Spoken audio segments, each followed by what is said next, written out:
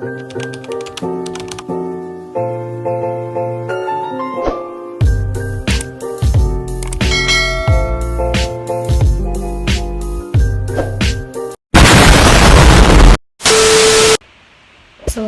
warahmatullahi wabarakatuh. Perkenalkan, nama saya Titi Malaysia. Saya ingin mempresentasikan pengolahan tanda buah segar TBS. Pengolahan tanda buah segar TBS di pabrik kelapa sawit dimaksudkan untuk memperoleh minyak sawit, crude palm oil dari daging buah mersokrat dan inti sawit kernel dari biji nut untuk mendapat kualitas atau mutu minyak yang baik bermula dari lapangan, sedangkan proses pengolahan di pabrik hanya dapat menekan sekecil mungkin perubahan atau penurunan kualitas dan kehilangan lose. Selama proses pabrik tidak dapat memproduksi minyak lebih dari apa yang dikandung TBS. Mutu dan rendemen hasil olah sangat dipengaruhi oleh fase panen, tingkat kematangan kegiatan pengutipan, berondolan, dan perlakuan terhadap TBS. Perlakuan TBS mulai dari panen, transport, dan proses pengolahan di pabrik akan menentukan kuantitas dan kualitas minyak yang dihasilkan. Yang pertama ada jembatan timbangan, break weighing. Jembatan timbangan merupakan alat sangat vital dalam sebuah pabrik kelapa sawit yang menjadi bagian terdepan di mana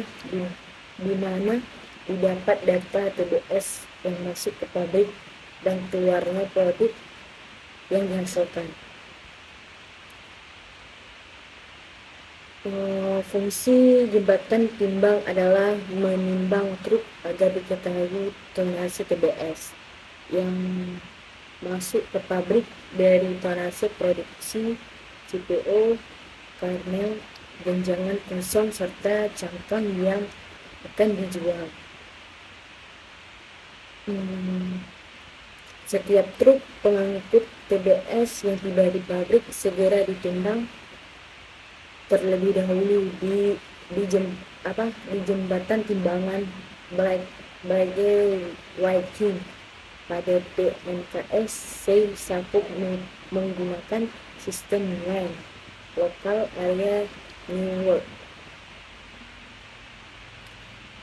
sehingga hasil penimbangan dapat langsung diantar ke kantor KTU dan bagian-bagian lain yang berkaitan dengan timbangan.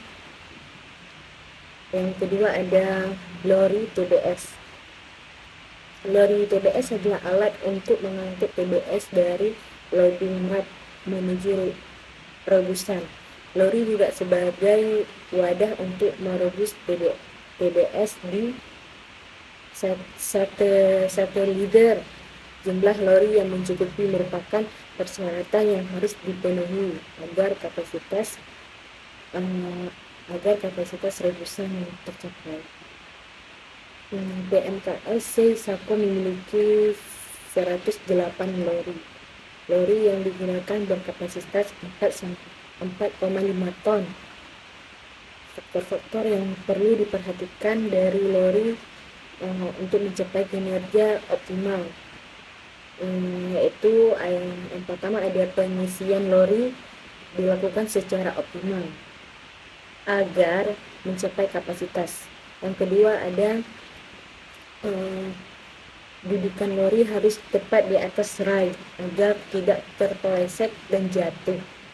Yang ketiga ada roda lori agar tetap berjalan lancar. Dan yang keempat ada gandengan lori harus baik dan benar agar berfungsi sebagaimana mestinya. Selanjutnya ada sterilizer, perebusan. Sterilizer adalah suatu bejana bertekanan yang digunakan untuk merebus atau mematangkan TBS dengan menggunakan uap. Uap yang dikirim dari BPF. Uap yang digunakan adalah uap basah. Di dalam merebusan terdapat 9 lori dengan kapasitas lori 4,5 ton. Jumlah rebusan sterilizer pada PMKS Seisako adalah 3 unit. Desain dari bejana ini yaitu dengan sistem horizontal dalam bentuk kapsul. Bejana ini dilengkapi dengan panel-panel kontrol pengoperasian otomatis valve control. Alat pembaca waktu dan tekanan recording chart. Alat ukuran tekanan dan suhu pipa uap masuk, pipa exhaust dan air kondensasi. Keran pengaman selektif valve serta pembuangan uap bekas sisa perebusan, filter blow down and blow up. Tujuan dari perebusan adalah yang pertama ada memperlambat perkembangan biakan enzim lipase maupun enzim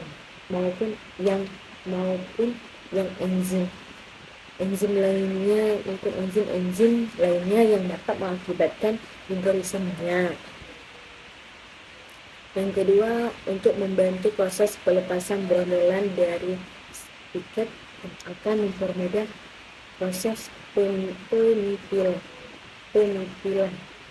Yang ketiga adalah menurunkan kadar air dalam buah.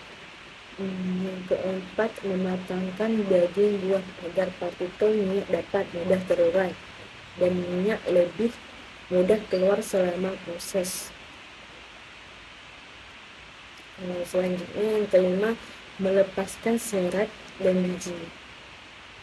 Penetrasi uap yang cukup baik akan membantu proses pemisahan serat percal dengan biji yang dipercepat oleh proses hidrolisis.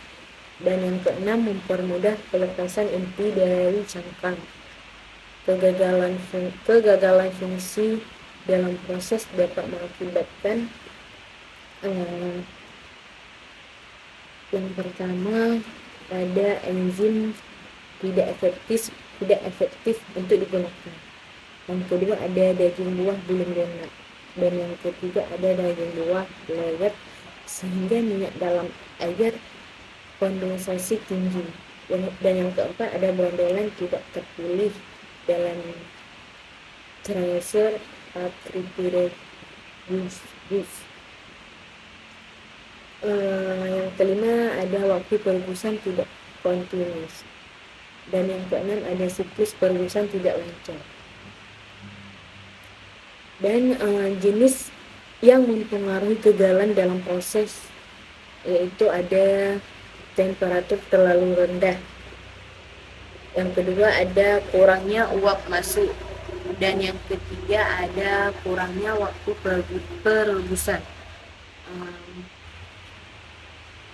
Yang keempat ada uap masuk terlalu tinggi. Dan yang kelima, waktu perebusan terlalu lama. Dan yang keenam, prosedur perebusan tidak dijalankan dengan benar. Dan yang ketujuh ada grafik kontrol tidak digunakan dengan baik.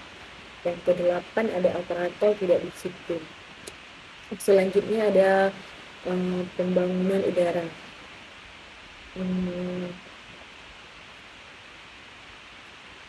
Udara dalam perebusan harus dibuat karena udara adalah penghantar panas yang buruk. Udara merupakan penghantar panas yang lambat dan berpengaruh negatif terhadap proses perebusan. Udara yang terdapat pada perebusan dapat menurunkan tekanan. Dapat dikatakan bahwa udara yang terdapat pada perebusan hendaknya dikeluarkan terlebih dahulu. Dan cara ini disebut dengan proses biarasi.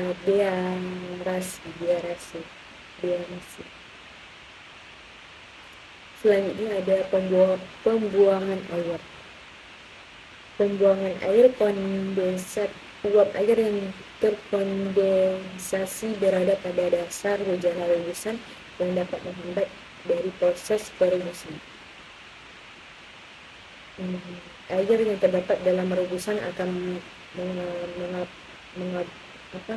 mengabsorpsi panas yang diberikan sehingga jumlah air semakin bertambah. Selanjutnya ada pembuangan uap. Pembuangan uap dilakukan sesuai dengan sistem perebusan.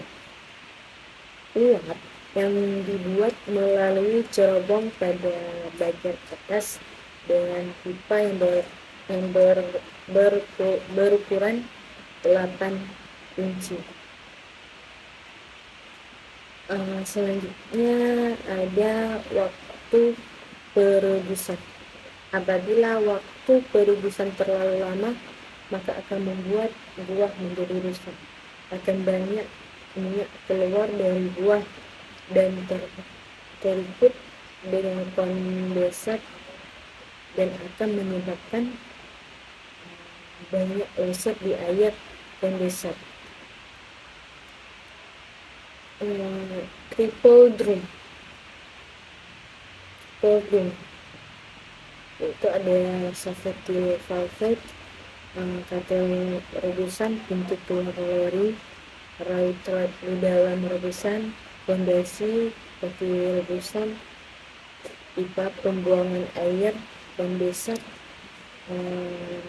Triple berfungsi untuk menuangkan nori yang berisi buah yang sudah direbus ke dalam scraper, menyayat dan dibawa ke tracer. Gimbal triple di PMKSC ada satu unit. Triple bekerja dengan cara memutar nori sebesar 3.600 cc sampai buah. Lori triple digunakan secara terus-menerus sesuai dengan jalannya proses pengolahan dalam pabrik. Lama waktu penuangan agar diatur supaya kapasitas pabrik dapat tercapai. Selanjutnya, waktu yang dibutuhkan untuk menuang tanda buah rebus dari lori 5 menit. 5 menit volume buah yang dituang ke feed winch conveyor.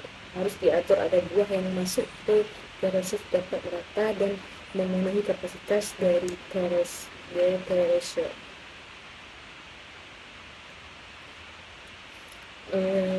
Yang kedua ada feed winch conveyor. Feed winch conveyor berfungsi untuk membawa buah rebus menuju ke drum terasif untuk dilakukan proses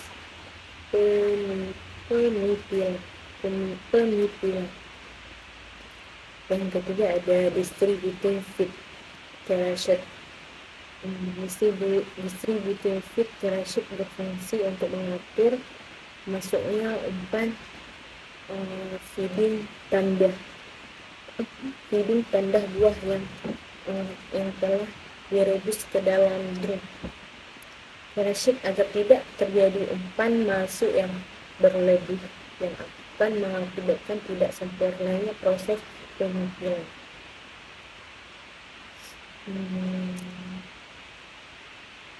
Yang keempat, selanjutnya ada penambahan pressure. Pressure berfungsi untuk memisahkan brondolan dari janjangan dengan cara mengangkat dan membantu serta mendorong atau membawa janjangan keluar. Dengan putaran drum kereset 23 rpm, brondolan akan terpisah dengan janjangannya akibat dibanting dan jatuh kembali, lalu dibanting kembali dan jatuh.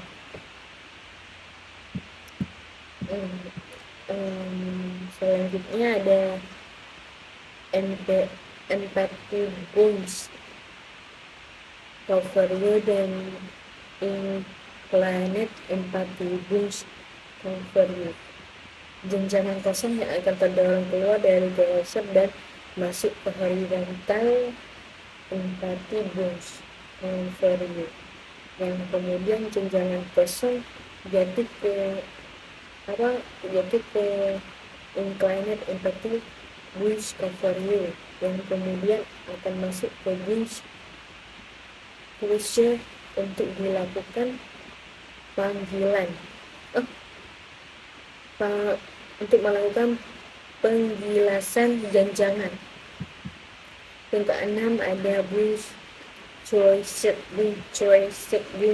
berfungsi untuk mengilas janjangan yang dari kereset nomor 1 dan nomor 2. Kemudian janjangan tersebut akan dilakukan kembali pemutilan kereset nomor 3 guna untuk mendapatkan sisa-sisa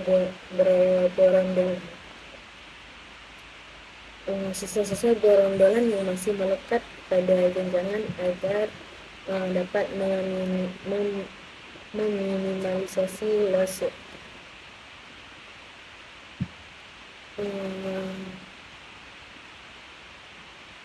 Yang ketiga ada button pause,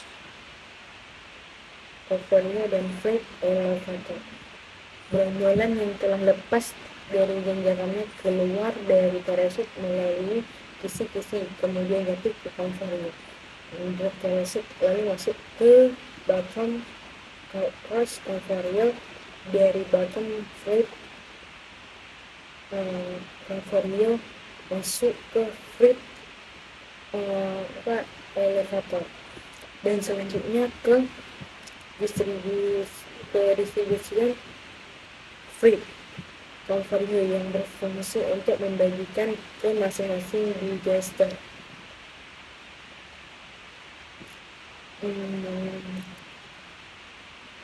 Setelah itu stasiun bounce press. Yang pertama ada bounce press janjangan kosong yang keluar dari kereset nomor 3, kemudian jatuh ke horizontal empathy bounce covernya yang menuju ke bounce press.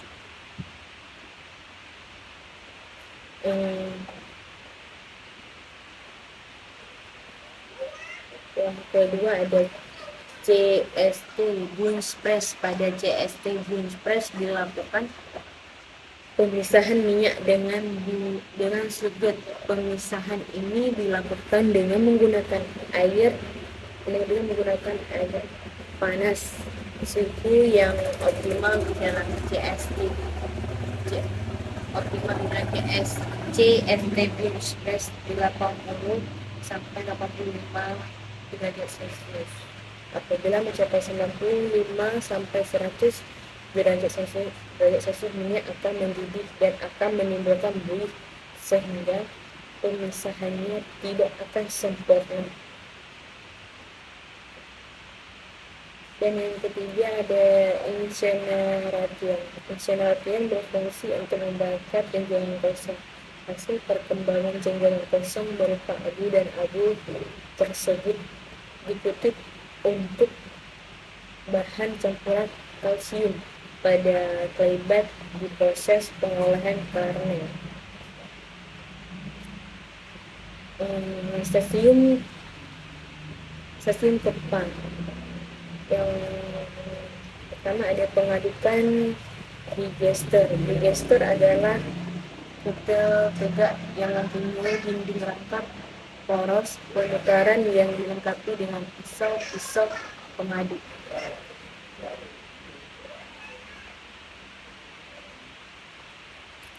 Dan yang kedua ada pengempaan.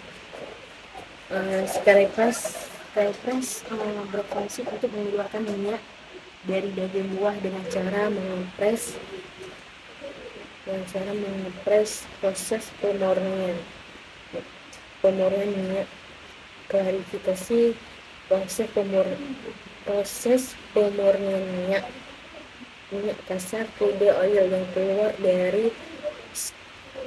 dari skupas masih mengandung kotoran, pasir, cairan, dan benda kasar lainnya.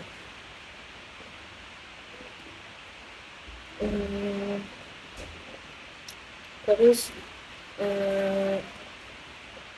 ada centrifuge, adalah alat yang berfungsi untuk memisahkan pasir yang terbawa dalam minyak kasar.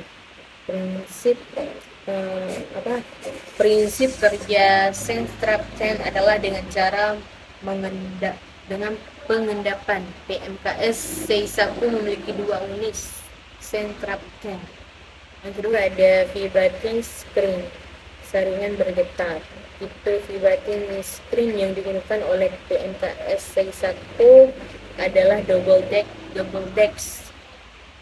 Yang ketiga ada Crude Oil Tanks, CO2. Crude Oil Tanks merupakan tangki penampung minyak kasar hasil saringan dari fibrosempaltol untuk selanjutnya dikirim ke vertical clarifier tank FKT. Vertical clarifier tanks.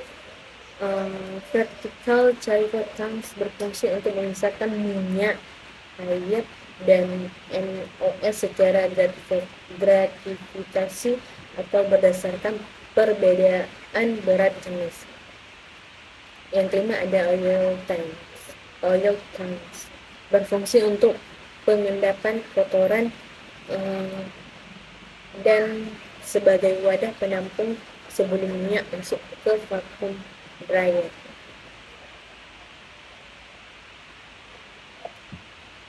Yang keenam ada floater tank yang berfungsi untuk menjaga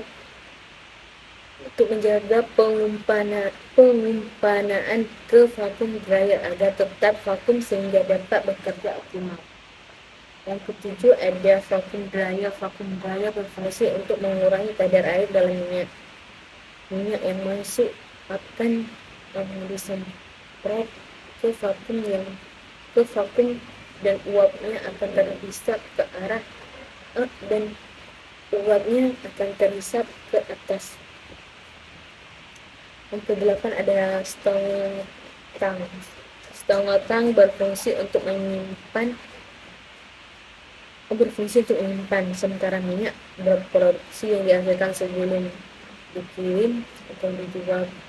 PMKS C1 memiliki 3 unit tank.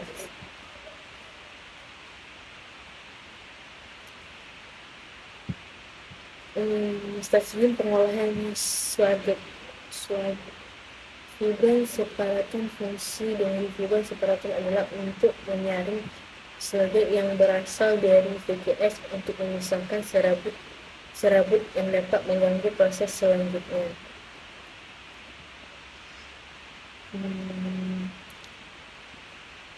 Yang kedua ada sludge tank berfungsi sebagai tempat pemampungan sementara sludge sebelum diolah lagi untuk mendapatkan minyak.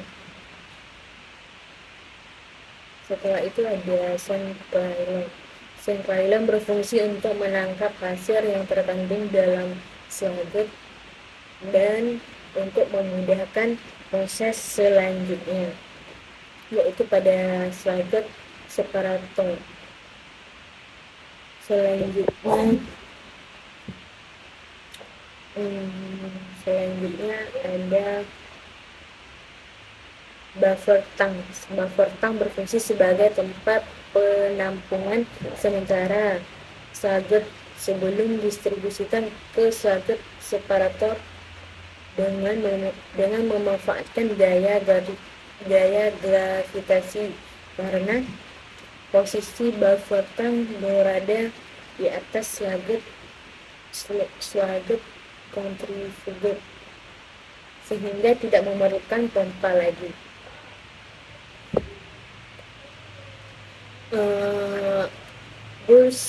Yang kelima ada Bruce Strainer. Saringan ini dipakai untuk memisahkan serabut-serabut dan pasir halus yang masih ada pada slugget. Yang keenam ada slugget contributed. Slugget contributed seperti berfungsi untuk mengutip minyak yang masih terkandung dalam slugget dengan cara centrifugal, di mana slugget dialirkan melalui nozzle yang berputar dengan kecepatan 1300 rpm sehingga air dan es dengan berat jenis yang lebih besar akan terlempar keluar dan minyak dengan berat jenis yang lebih kecil akan masuk ke bagian dalam. Dan selanjutnya light phase dikirim ke COT,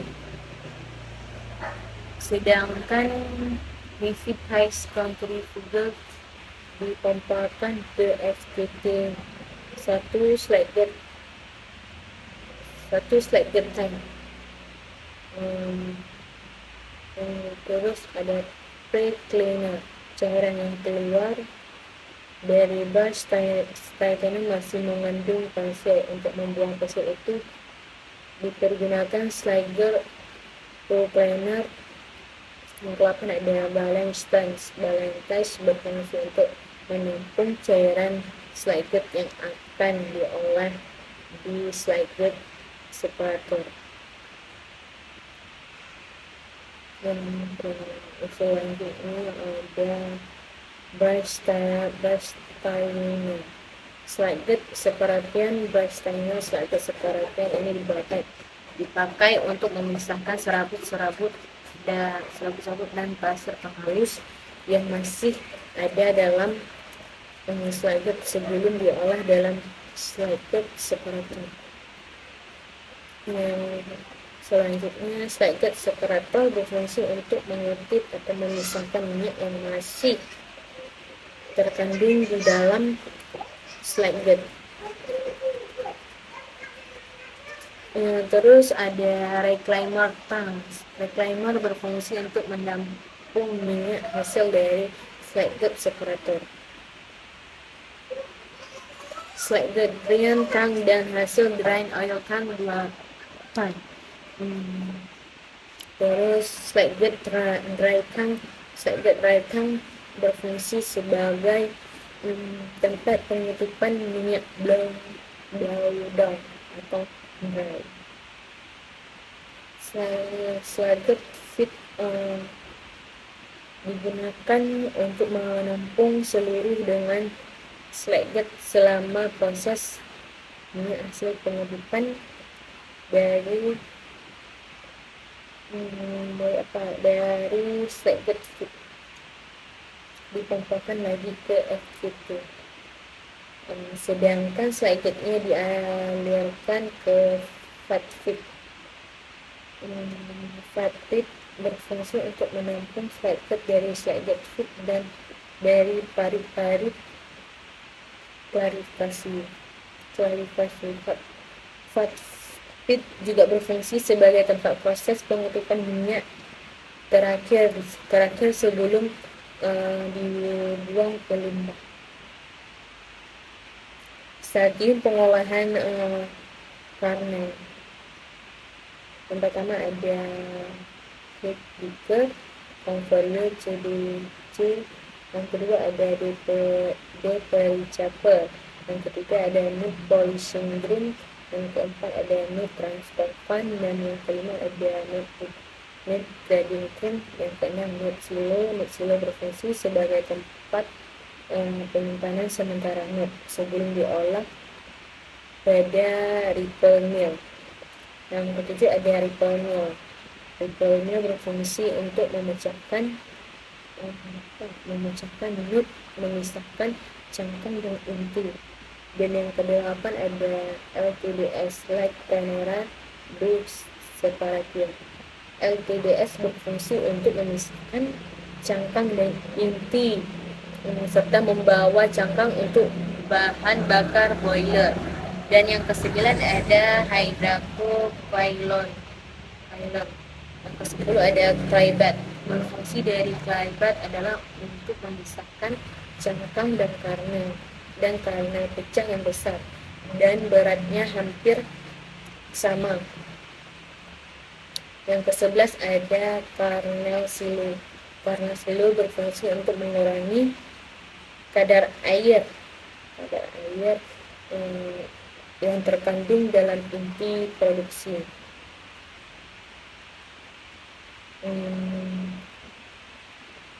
Terus pengeringan dilakukan dengan cara menghembuskan udara panas dari steep heater. 12 ada Carnel Storage. Carnel Storage berfungsi sebagai tempat penyimpanan inti produksi sebelum dikirim untuk dijual. Jembatan timbangan merupakan alat ukur berat yang sangat vital dalam sebuah pabrik kelapa sawit, yang menjadi bagian terdepan di mana didapat data kuantitas masuknya raw material dan keluarnya produk yang dihasilkan. Terus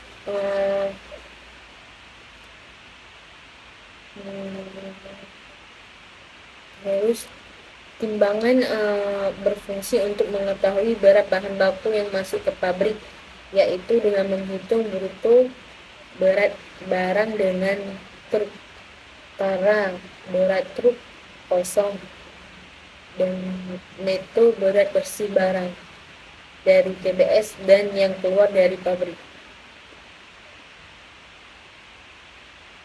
Setiap truk TBS dan CPO yang masuk ke PKS mengalami 2 kali penimbangan, yaitu ketika truk masuk ke pabrik, juga penimbangan ketika keluar pabrik.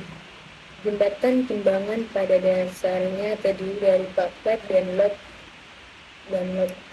sel yang berfungsi sebagai sensor beban.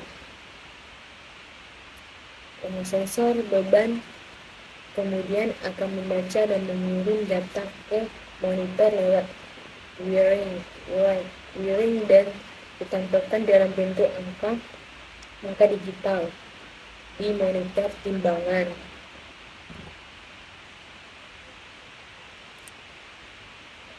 Setelah itu ada proses penerimaan buah.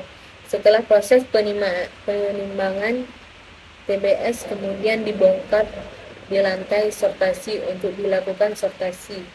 Lantai sortasi berfungsi juga untuk penampungan sementara TBS sebelum diolah atau tempat buah resta diinapkan untuk menjamin kontinuitas pengolahan pada lantai sortasi menggunakan sistem first in first out FIFO.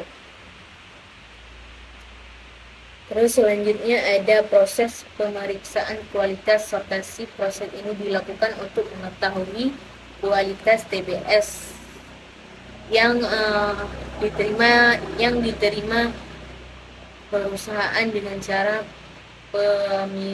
pemilihan satu persatu TBS. Fungsinya adalah sebagai alat kontrol untuk mengetahui tingkat kematangan buah sesuai dengan standar kematangan buah.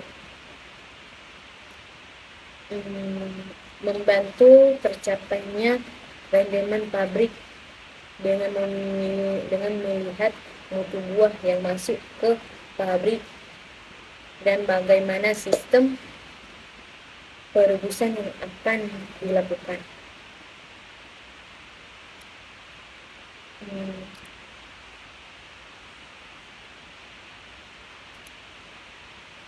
Terus mengendalikan buah yang di luar kriteria untuk TBS yang dibeli dari pihak ketiga. Proses sortasi dilakukan dengan lebih cermat, di mana TBS yang tidak sesuai dengan kriteria itu dapat lebih besar 7 kg buah mentah, tandang kosong, buah busuk dan buah sakit dimasukkan kembali ke truk untuk ditimbang sebagai cara. Hasil sortasi panen digunakan untuk menghitung rendemen distribusi tiap-tiap afdeling pemasakan dan membuat material balance atau analisis tanda untuk setiap tahun tanam dan setiap afdeling kebun. Lori adalah alat untuk mengangkut TBS dari loading ram menuju rebusan. Lori juga sebagai wadah untuk merebus TBS di Stalider. Jumlah lori yang mencukupi merupakan persyaratan yang harus dipenuhi agar kapasitas rebusan tercapai.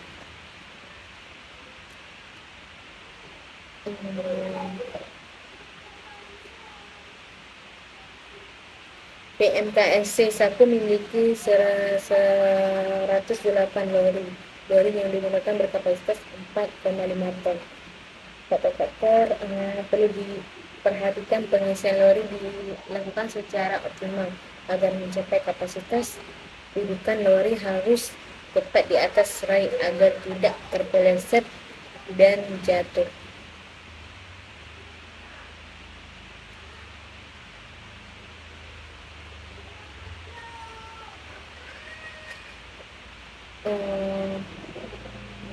Roda lori agar tetap berjalan lancar, ganjengan lori harus baik dan benar agar berfungsi sebagaimana mestinya. Stelider berbentuk vertikal ini adalah bejana uap bertekanan yang digunakan untuk merebus TBS dengan uap steam.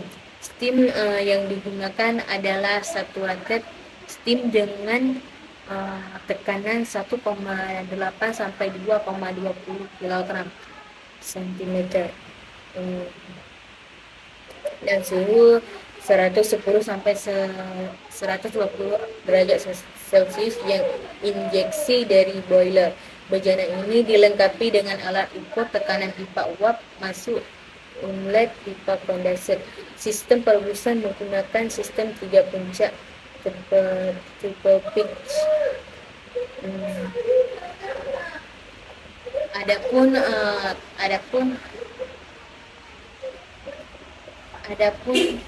tujuan dari proses perebusan selanjutnya yaitu untuk membantu pelepasan butir-butir buah dari tandanya.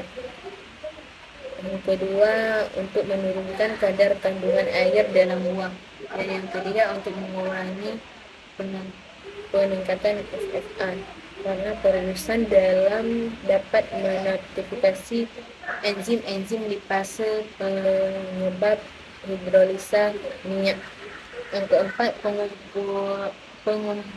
mengumpulkan zat butir telur protein dalam buah agar pemurnian minyak mudah dilakukan untuk mengakoagulasi unsur-unsur putih telur. Yang kelima, untuk melunakkan daging buah. Persiapan proses pengempaan dengan melunakkan buah dan melepaskan misokrap dari nut. Yang keenam, untuk mempersiapkan dalam proses pengolahan biji dengan membantu pelepasan karnel dari cangkang dan membantu cangkang membantu cangkang agar mudah pecah. Yang ketujuh, untuk suplai bagi ketersediaan buah. Terubus cooking fruit bunch CBF CFB.